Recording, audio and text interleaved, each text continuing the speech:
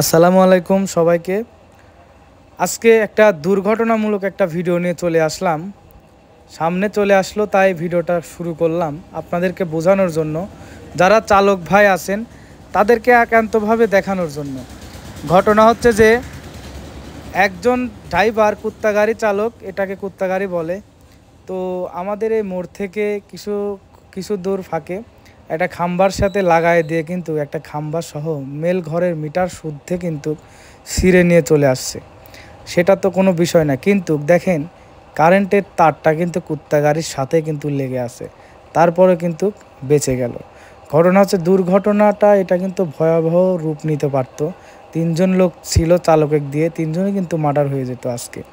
আল্লাহর অশেষ মেহেরবানিতে কিন্তু কোনো ক্ষয়ক্ষতি হয় নাই, আর কোনো রকম কোনো কিছু হয় নাই, শুধু খাম্বাটাই কিন্তু ভেঙে নিছে। তো এই ভিডিওটা করার উদ্দেশ্য একটাই, যে আপনারা যারা কুত্তা গাড়ি চালান, যদি মরণের ভয় না থাকে তাহলে এই গাড়ি চালান, কিন্তু পকেটে প্রচুর পরিমাণে টাকা ব্যালেন্স রেখে দেবেন, যাতে দুর্ঘটনা হলে এই দুর্ঘটনাগুলো এড়ানো যায়।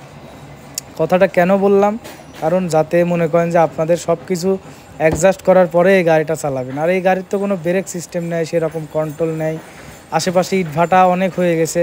এখন গরিব মানুষও কিন্তু এই কুত্তা গাড়ি নিয়ে কিন্তু মানে জীবিকা নির্ভর করে। অন্য ব্যবসার দিকে গেলে আমার মনে হয় ভালো হয়, কিংবা টাক নিয়ে। তো ভিডিওটা ভালো লাগলে অবশ্যই